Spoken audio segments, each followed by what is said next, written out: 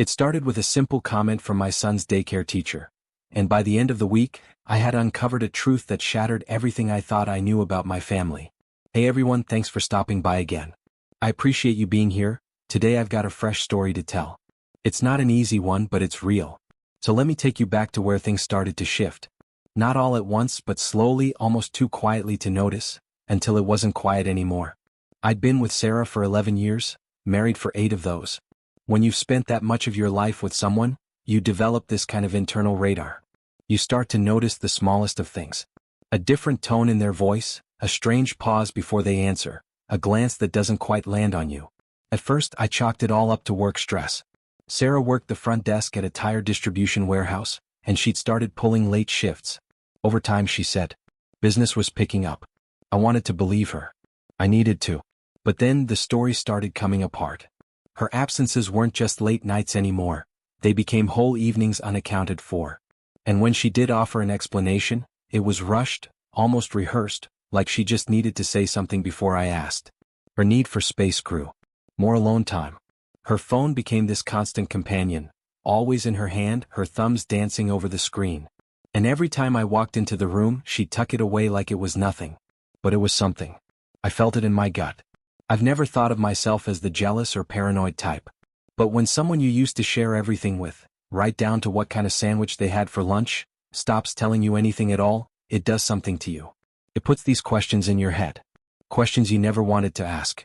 We lived in a small, cozy 2-bedroom apartment in Maine. It wasn't anything fancy. Radiators that clanked in the winter, floorboards that groaned with every step. But it was home. It was ours. We had a 5-year-old boy, Jacob. He was the light of my life. My son. Or at least, that's what I believed, what I'd always believed, without ever doubting it for a second. Until one random Tuesday afternoon flipped that belief on its head. I had just picked Jacob up from daycare like I always did on Tuesdays. His teacher, Miss Caldwell, greeted me with a warm smile. "It's so great to see both of you so involved," she said cheerfully. "Sarah picked him up yesterday, right? He told us all about the pancakes you guys made for dinner. Sounds like it was a fun night." I remember how my hand just stopped, frozen in place on Jacob's backpack. "Yesterday?" I asked, my voice coming out quieter than I meant. I could feel something cold crawl into my chest. Miss Caldwell just kept smiling, totally unaware. "Yeah. Monday night." He said it was his favorite part of the day. I managed a weak smile and nodded. "Yeah, pancakes." But the truth? There were no pancakes Monday night. Sarah had told me she was stuck at work late. Phones ringing off the hook, her manager needed her to help with inventory. She didn't walk through our front door until almost 8:30. Jacob and I had eaten microwaved mac and cheese, just the two of us.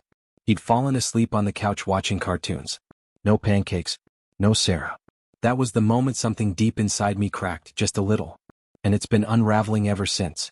That night, I lay next to Sarah in the dark, staring up at the ceiling, the silence between us thicker than ever.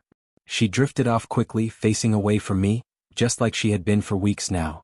I stayed awake, hearing Miss Caldwell's voice in my head on a loop.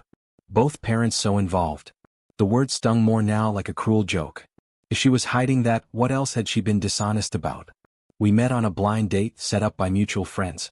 I remember it vividly. She wore this royal blue dress that hugged her just enough to make my heart race.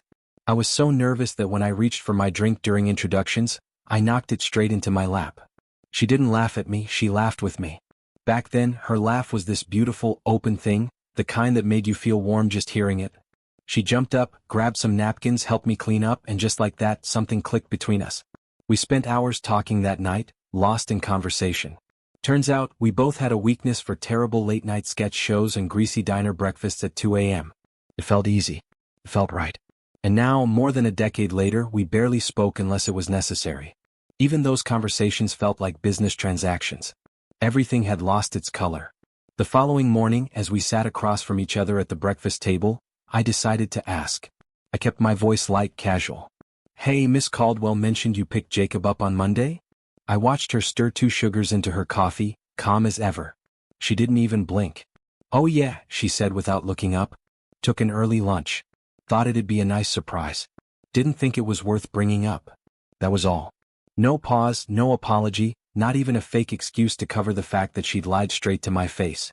She took a sip from her mug and started scrolling through her phone like the conversation hadn't even happened. I sat there, feeling invisible. The next morning I called my boss. Told him I needed a few personal days, nothing serious, just some things I had to handle. He didn't ask questions. I didn't offer any. Sarah moved through her morning routine like clockwork. Shower, makeup, quick piece of toast in hand. She kissed me on the cheek, ruffled Jacob's hair, and walked out like she always did. At 8:30 I dropped Jacob off at daycare.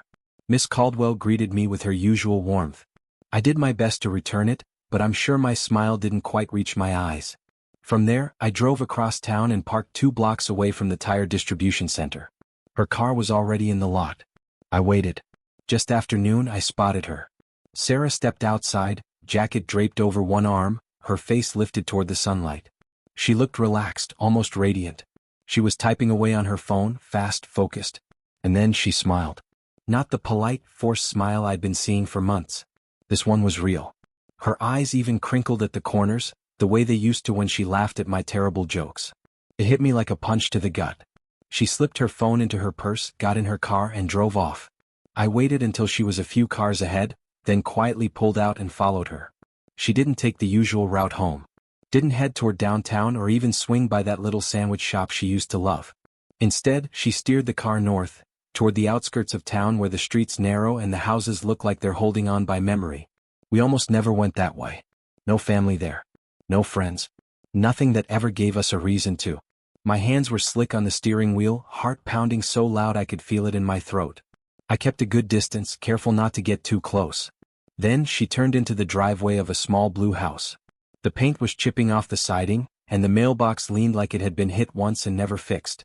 I passed by slowly, parked about 3 houses down and across the street. Turned off the engine. Leaned forward just enough to see the porch. She didn't knock. The door opened before she even reached the first step. Like he'd been watching for her. Like he knew the rhythm of her footsteps. A man stood there, and the way his face lit up when he saw her, it wasn't the kind of smile you give a coworker. No. It was full of warmth, of something shared, something deep. And she smiled right back the same way. That same real smile I hadn't seen in months. They didn't say a word. He just reached out and pulled her in, holding her in this long, quiet embrace. The kind of embrace that has weight to it. Intimacy. Comfort. Love. My entire body went cold. I sat there, stunned, trying to breathe while my fingers clumsily grabbed my phone. I recorded a few seconds, shaky but enough. Then I took some still photos. Her face pressed against his chest. His arms around her waist. Just enough to confirm what I'd been afraid to admit. Because as painful as it was, and it felt like my chest was caving in from the inside, I knew I couldn't react. I couldn't just accuse. I needed something solid. I needed proof. Cold hard facts. Not emotion. The days after that felt like I was walking through someone else's world. Work was a blur. I kept my head down, phone always charged.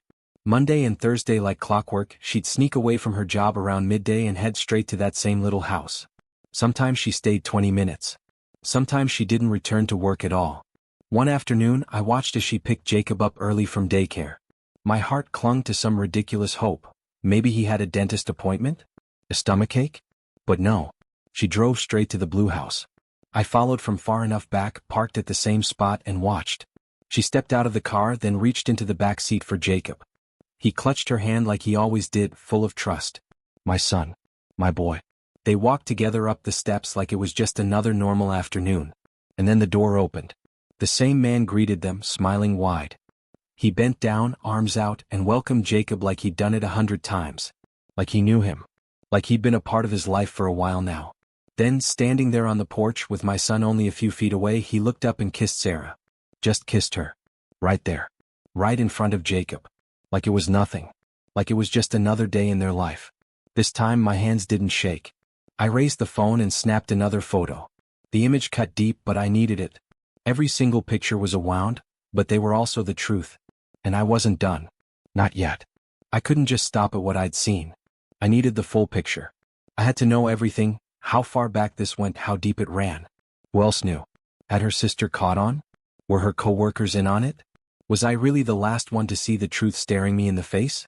And then there was Jacob. He'd always been told he had my mother's eyes. People said it often, family, friends, even strangers. And I used to smile, feeling proud. But lately, I found myself staring a little too long.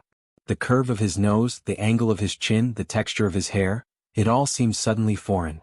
Those soft curls, where had they come from? They weren't from me. The seed of doubt had taken root, and with every glance, it grew. It gnawed at me at night. I'd lie awake, heart pounding, staring at the ceiling while questions I never imagined having to ask filled the dark. But I couldn't confront Sarah. Not yet. Not until I had something undeniable. I needed more than suspicions. I needed truth. So I went online and ordered a home DNA test. Paid extra for rush delivery. I couldn't bear waiting any longer than I had to. When it arrived, I tucked it away and waited. Watched for the perfect opportunity. A few mornings later, she left early just like usual. A quick peck on my cheek, no eye contact, and out the door by 7:45. She always moved fast on those days. I watched the door close, listened for the car to pull away. Jacob was still at the table, a spoonful of Cheerios halfway to his mouth. "Hey, bud," I said, forcing a smile, trying to sound like it was just another game. He looked up, his cheeks puffed with milk and cereal. "Yeah, Daddy? I've got a fun little game for us. Super easy. You up for it?" His eyes lit up. "A game?" "Yep," I said, kneeling beside him. "All you have to do is open wide and let Daddy tickle your cheek with this cotton swab." He giggled, mouth wide, squirming slightly as I gently swabbed the inside of his mouth. "That's it?" he asked, eyes shining. "That's it," I said, giving him a wink. "You nailed it, kiddo." I sealed the swabs in their envelopes, carefully labeling everything. By noon, I'd slipped it all into the mailbox and raised the flag. My heart thumped hard in my chest.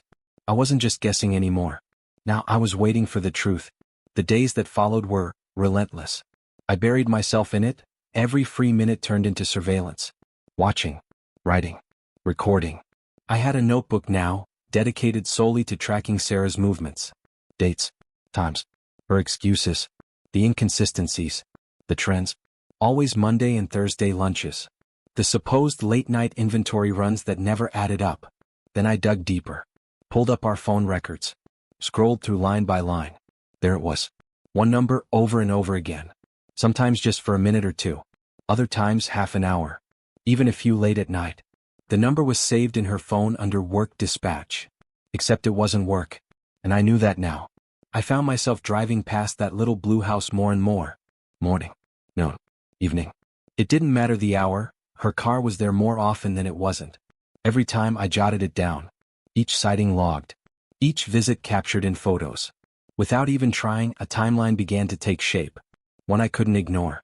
Then one evening she was sitting on the floor in our bedroom, folding laundry with one hand, her phone in the other, scrolling. She looked calm, like someone without a secret in the world. I stood in the kitchen doorway watching her for a moment. "Hey," I said gently, trying to keep my voice casual. "I was thinking, maybe we should take a little trip. Head down to Florida or something. Jacob would love the beach." She didn't even glance up. "Can't take time off right now," she said, thumbing through her screen. "Big shipment coming in at work." I paused, taking a quiet breath. "Can't they manage without you for a few days?" She didn't hesitate. "No," she said, firm and final. "We're short-staffed. I'm the only one who knows how to run the new system." There was a beat of silence. "You're the front desk girl," I muttered under my breath, just loud enough for myself. "You don't unload pallets." She didn't hear me. Or pretended not to.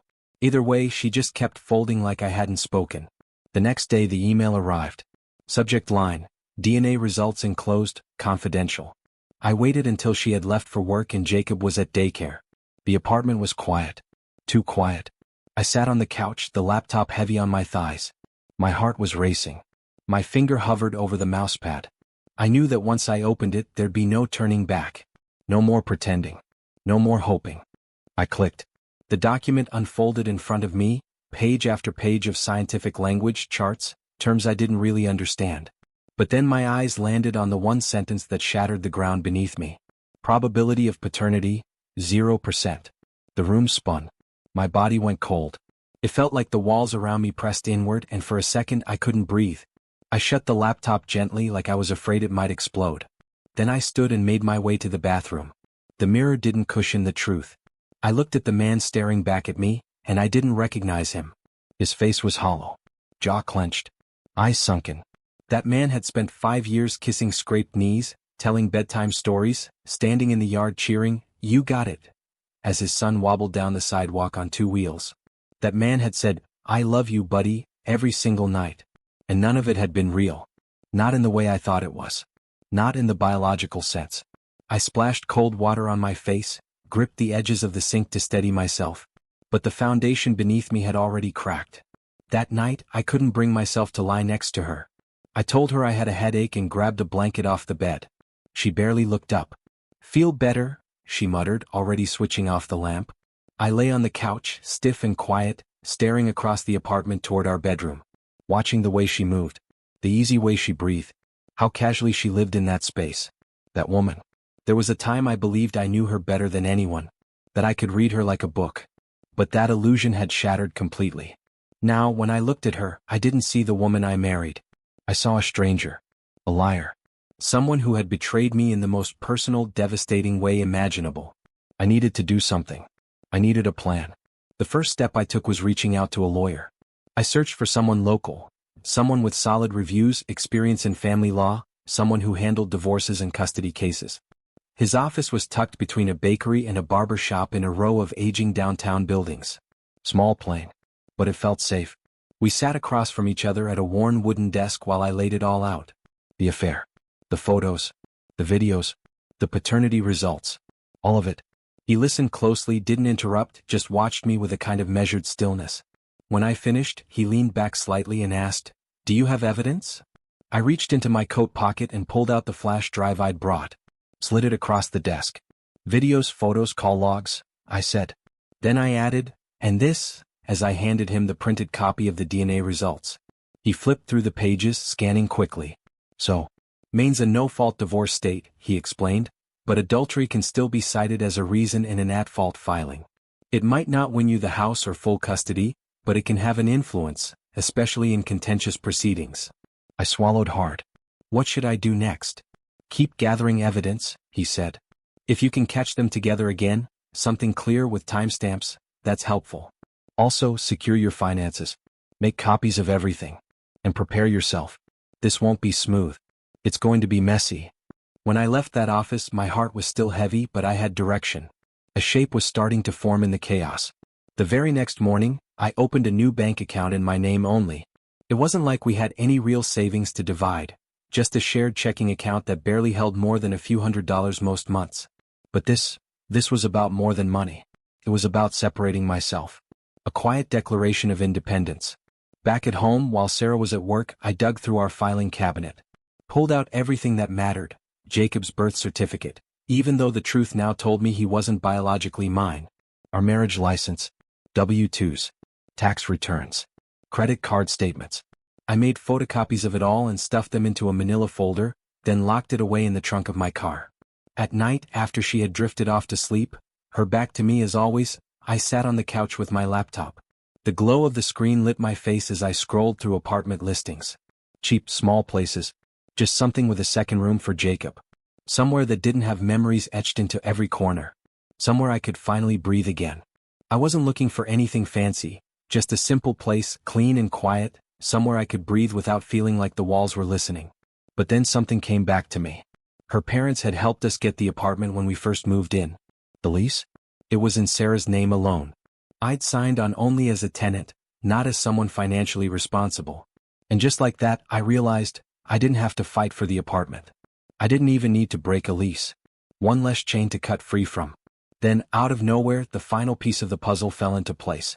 My phone rang that afternoon while I was out in the garage, sitting on the cold floor, surrounded by tools and a box of old oil rags.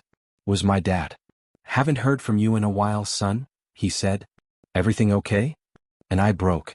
I didn't mean to, but I did. The words just poured out. I sat there, eyes fixed on the cracked concrete, and told him everything. The affair, the phone records, the photos, the DNA test. All of it. There was a pause on the other end. A long one. Then his voice came through, calm, steady, unwavering. "Come stay with me," he said. "However long you need." That was it. My escape hatch. My lifeline. Now all I had to do was wait for the right opening. It came quicker than I expected. That Sunday morning, Sarah came out of the bedroom dressed a little too nicely for what she claimed was a paperwork run. Hair done. Light makeup. A quick spritz of perfume, the one she never used unless we were going out, which we hadn't done in months. "I need to head to the office. Got to catch up on some filing," she said, slinging her purse over her shoulder. I looked up from my coffee, forced my face into a neutral expression.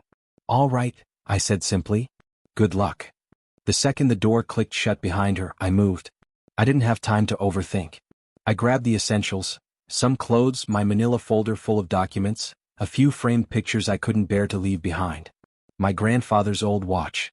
Jacob's first crayon drawing of the two of us, holding hands under a crooked sun. That one nearly broke me. Then I made a call to an emergency babysitting service. I explained enough for them to understand the urgency, paid in advance, and asked them to send someone fast. When the sitter showed up, she looked unsure, like she wasn't quite sure what she'd stepped into. "Is everything okay?" she asked, eyeing the packed bags by the door. I forced a smile. "Yeah," I said gently. "Just ask his mom when she gets back." Then I walked down the hall to Jacob's room. He was napping, tiny body curled under his dinosaur blanket, his chest rising and falling in steady rhythm. So peaceful. So small. I stood there in the doorway of Jacob's room, frozen, watching him sleep. So peaceful, so unaware of the storm swirling just beyond the walls of his tiny world. My heart was breaking in slow motion. He wasn't mine, not by blood. But in every way that ever mattered, he was. And that truth tore me in half. I pulled out my phone and took a quiet photo of him. His soft curls against the pillow, the way his tiny hands clutched the edge of the blanket. One last memory before everything changed. Back in the kitchen, I opened the drawer and grabbed a notepad. My hand trembled as I scribbled down the only words I could muster. "I know everything. We are done. My lawyer will be in touch." No name. No signature. Just the plain, hard truth. I left the note on the counter. Then I turned and looked around the apartment, our apartment, one last time. Every corner held memories. Laughter. Fights. Nights we danced in the living room. Mornings with pancakes and cartoons. It all felt distant now, like someone else's life. I walked out the door and didn't look back. The drive to my father's place was about 45 minutes, 2 towns over. My hands were clamped to the steering wheel tighter than necessary, my knuckles pale. When I pulled into the driveway, he was already outside waiting. He didn't ask a single question. Just walked over, helped me unload my things, and led me inside like he'd been expecting me all along. Once everything was inside, I dropped the last bag on the guest room floor and sat down on the edge of the bed. Then I waited. At exactly 3 p.m., just a couple of hours after I walked out, my phone rang. Her name lit up on the screen. I let it ring twice before I finally answered. Her voice was calm at first, plain casual. "Hey," she said like nothing had changed. "Where are you? I thought you'd be back by now." I stayed silent. 10 minutes passed. Another call. This time her voice cracked just slightly. "Vincent, what's going on?" Still I said nothing. By 3:30 the tone had shifted entirely. The calls came one after the other, her voice climbing, more panicked with each message. "What do you mean you know everything?" she said in one voicemail. "What are you talking about? Vincent, please talk to me." But I didn't pick up. I didn't need to. She knew. Deep down she already knew what I had discovered. Around 7 o'clock that evening the texts began. "Please come home so we can talk. Whatever you think happened, you're wrong. Don't throw away our family over a misunderstanding." That word, misunderstanding, set something off in me. Like a slow burn behind my ribs. Misunderstanding? That's what she wanted to call it? I blocked her number right then and there. The next morning I met with my lawyer again. We sat down, spread everything out on the table. I handed him the DNA results, a fresh set of photos, and the detailed log I'd been keeping. Dates, lies, missing hours, every contradiction carefully noted. He leaned back in his chair, arms crossed, nodding slowly. "You did your homework," he said. "This is a solid case," the lawyer said, flipping through the paperwork one last time before he closed the folder. "We officially filed for divorce, citing adultery as the grounds." Then he looked up and asked, "Where do you want her served?" I didn't hesitate. "At her job." His eyebrows lifted slightly. "It's not about revenge," I told him, voice steady. "It's just the one place I know she won't run. She'll have to face it there." He gave a slow nod. "We'll handle it quietly. No scene." While we waited for the legal wheels to turn, I stayed with my dad. His support during those days meant more than I could ever put into words. He didn't press me for details or try to offer advice. He just made sure there was always coffee in the pot and food on the table. We'd sit in silence sometimes. Him flipping through an old paperback, me staring at my phone, reading the same court documents over and over, trying to brace myself for what was coming. 3 days after we filed, my phone rang again. Unknown number. I answered. Her voice was small, thin and fragile. I had no idea. I'm so sorry. Word had gotten out faster than I expected. Friends, family, people we hadn't spoken to in months suddenly reached out, confused, trying to connect the dots. Most had only heard whispers, fragments of whatever version Sarah had started feeding people. Then things took a turn. Her official response to the divorce petition accused me, claimed I was neglectful, even abusive. Said I mistreated Jacob. Reading those words, it was like a punch straight to the chest. My hands trembled as I held the page. I had spent years putting that boy to bed, reading him stories, packing his lunch, kissing his forehead. And now she was trying to twist all of it. I knew I had to act fast. Not to get even, but to protect myself. To get ahead of the narrative before it spread like wildfire. I released what I needed to. The truth. Just enough to set the record straight. Texts, screenshots, a few key photos. Quiet messages to people who knew us. People who mattered. And the response was swift. Friends messaged, called, emailed. People who had known us for years began to see the full picture. They understood. They stopped asking why I left. Then one evening her brother called me. We hadn't spoken in over a year. When I answered, I almost didn't recognize his voice, so quiet, so disoriented. Man, I don't even know what to say, he murmured. I had no clue. That call hit me harder than I expected. There was something in his voice, disbelief, maybe even shame.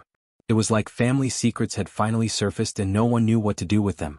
But the one thought I couldn't shake, the one that hurt more than any betrayal, was Jacob. He hadn't asked for any of this. He didn't deserve to lose the only father he'd ever known just like that. Overnight. And every time I thought about seeing him again, every time I pictured his little voice asking, "Where's Daddy?" the pain hit me all over again, sharp and unrelenting. Because how could I? When I looked at Jacob, I tried to see just him. Not the betrayal, not the other man's shadow hanging over everything. I wanted to look at him without hearing the lies, without remembering that his real father was someone else entirely. Someone who, as far as I knew, had no idea he even had a son. The court date came faster than I expected. Preliminary hearings, tense silences, the slow churn of legal process. I braced myself to face Sarah in that cold, impersonal courtroom. To stand there, steady and clear, and speak the truth no matter how much it hurt. After the first hearing in the hallway outside, her lawyer approached mine and spoke in a quiet, measured tone. My client would like to explore settlement options. She was cracking. The pressure was wearing her down. The truth had weight and it was finally showing. In the weeks that followed, the negotiations began. I didn't hold back. I needed full disclosure. I wanted the truth, all of it. How long did it go on? I asked. Did he know about Jacob? Did he ever know? The answers came slowly, painfully, pieces of a puzzle I never wanted to complete. The affair hadn't started recently. It had begun 6 years ago, before Jacob was even born. The man? The manager at her tire center. The same man who had greeted my son at the door like he belonged. As the details came out, Sarah's attempts to twist the story fell apart. Her claims that I was neglectful or abusive didn't hold up. Not against the evidence, the photos, the timelines, the DNA results. It was all there. Clear as day. There was no more hiding from it. A few months after I left, the divorce was finalized. The property division leaned slightly in my favor, a quiet acknowledgement from the court of the deception she had committed. But even with that small win, the hardest loss still lingered, Jacob. The boy I had tucked in every night, the boy who called me Daddy, had no legal tie to me. No blood connection. And the law saw it that way. I wrestled with that truth every single day. 6 months after the divorce papers were signed, I heard through mutual friends that she had remarried. Not long after that, word came she was pregnant again. Life, it seemed, didn't pause for heartbreak. It just moved on. I stayed in Maine but relocated to another town. Needed a clean slate. A place where the past didn't echo through every street. And through it all, my father remained steady, solid as ever. You handled it with more grace than most would have, he told me one evening over dinner. I didn't answer right away. Just looked down at my plate and nodded slowly. Because grace didn't feel like what I'd carried through that storm. But maybe, somehow, it had looked that way from the outside. I shook my head at my dad's words. Graceful? That wasn't how I felt. I felt shattered.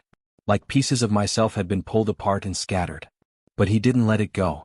Yeah, but you rebuilt yourself, he said gently. Different than before. But stronger. I wanted to believe that. Dating again?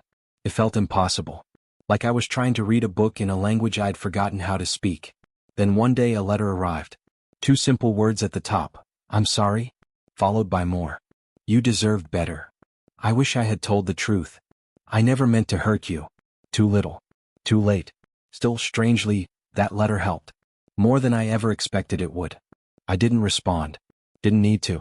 Some chapters are meant to end without a sequel. Looking back, the hardest thing I ever did wasn't walking away, it was following her that day. Watching it unfold with my own eyes. Feeling the truth carve itself into my bones. But not following her? That would have meant living a lie for the rest of my life. And I couldn't do that. I'm not a husband anymore. Not a legal father. But I found something again. Something I'd lost. Myself. Honest. Clear. Whole in a way I hadn't been in years. And you know what? That was enough. Some people might say it's cold that I stepped away from Jacob. But the truth is, that title, father, it was never rightfully mine.